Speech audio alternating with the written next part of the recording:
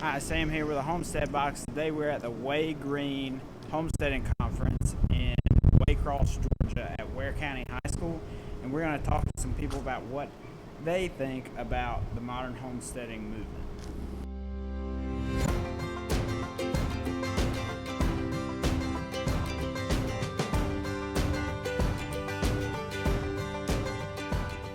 Hi, we're here with Connie Oliver, founder of Way Green and the Way Green Homestead Conference here in Waycross, Georgia. And we have a question for her. We've been trying since January to define homesteading and this modern homesteading movement. And so we're putting the question to Connie, what is homesteading? Well, for me, homesteading is supplying most everything you need at your home. Self-reliance, self-sufficiency. And the reason we really formed Way Green was so that we could return to the way things were done in the old days, where you grew your own food, you supplied all the things that you needed and didn't have to go outside there, or went outside as little as you could for your food, for your butter, your cheese, and all that good stuff. So for me, that's what it is, that you're supplying as much as you can of your own stuff. Okay, cool. Yeah. So at the Homestead Box, we are all about skill sets and introducing people to new skills that they may be uncomfortable with or unfamiliar with. So what is your most passionate skill set? What are you passionate about, or what do you try to promote to other homesteaders? Well, personally, mine is food, because in where we live, we've seen a lot of children get sick. We have a cancer cluster here in Waycross, Georgia. Oh, okay. And we're seeing a lot of children sick. And of course, we're seeing a lot of children that are obese. And so for me personally, it's food. But I'm also, I call myself a pollinator. So I'm the person that goes and says, hey, what do you need? We'll supply it. So we're seeing people who are really wanting to learn about beekeeping and some of the things that we're doing here today. That's why we chose the subjects. Okay. Beekeeping. We're even thinking about doing a class on how to kill a chicken yourself if you raise them, and you want to eat them for have a bird chicken, Right. So we're going to have one of those classes, and just every aspect of food. So that's why we were doing what we did today, so that everybody can say, hey, and these were the subjects that came up, and that's how we kind of built it around it. Awesome. So if you are in the North Georgia or South Georgia, Very North south. Florida, Very south. North Florida, South Georgia right. area, what That's we call the right. Flatwoods, but we're from Southwest Georgia and we made it over here easily. When are these? Do we have more conferences scheduled? How often are we going to do this? Right now, we're going to do this once a year. Okay. But we do have classes. What we're doing is, after we get through with this conference, we're going to ask all our participants today we'll have a survey, and they can go online, and we'll send them that link, and they can actually tell us what class I want to take. If it was one they missed today, then we're going to do those classes standalone. We've done that before. We've already offered a bread class. Today there'll be a bread, cheese, and butter class. Oh. So if somebody missed that class today, they can go on the survey and say, I want to take that. And from what we get from that survey, then we'll set those classes up as we call standalone.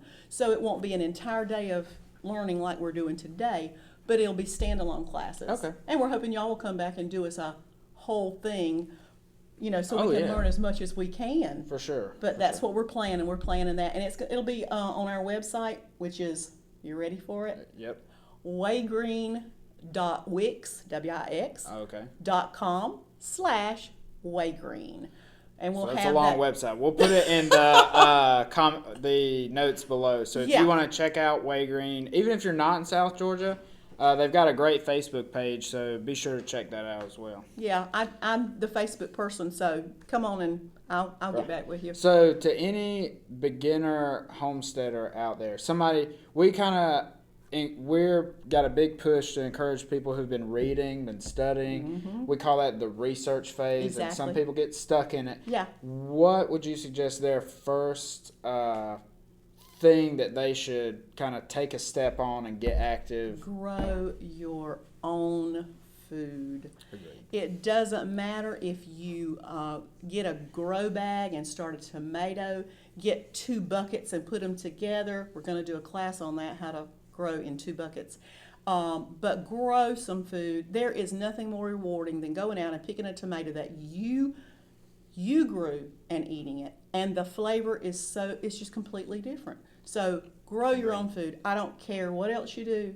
Grow your own food. So there you have it. If you got a box in February, you got yellow pear tomatoes, you got brandywine, pink brandywines, and you got Romas. What is your favorite tomato to grow at home? I don't know.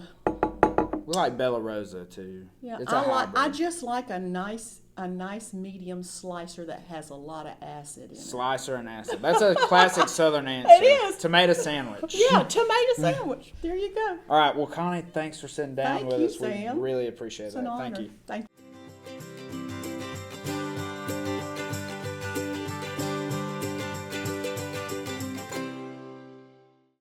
Hi, we're here with Katie. What's your last name? Rogers. Katie Rogers, and she is an organic farmer and writer here in Waycross, Georgia, one of the original founders of Way Green. And we're going to ask her, what is homesteading? I think homesteading has kind of a subjective definition. For sure. For my family, homesteading means that we have the ability and the infrastructure to provide for our basic needs from our own farm. Okay, cool. So a lot of our viewers may be just getting started. They get caught in the research phase kind of deal. So for people who are just starting, what would you say would be a good first step in moving towards a homesteading lifestyle or a self-sufficiency lifestyle? A good first step. Well, you're right that it's easy to get caught up in research. It is really easy. You can read 400 books before you plant an herb, right? Right. So I encourage people that after they have a basic idea of where they want to go, that they need to get in touch with their soil. They need to know the basis of everything that they're going to attempt to do. So I tell them, and it sounds silly, to go outside and feel their soil, to find out what the till is, to have a sense of what they're working with, and to go get a soil sample. Right. So my favorite, a couple of videos back, we talked about the jar shaker test to figure out your soil type and to get in touch with your local ag extension office to get a soil sample test. It tells you what kind of nutrients are in your soil and how you need to amend that. Now, what are you most passionate about in this homesteading lifestyle? A lot of people do animals or vegetables, or they're really into more like crafts and working with their hands, whether it's wood or fiber arts, soap making. What is your kind of... We're produce producers. That is my passion. Okay. I'm a plant-based eater, and my family's focused on high-quality, nutrient-dense, clean produce. Awesome. And what is your favorite variety to grow?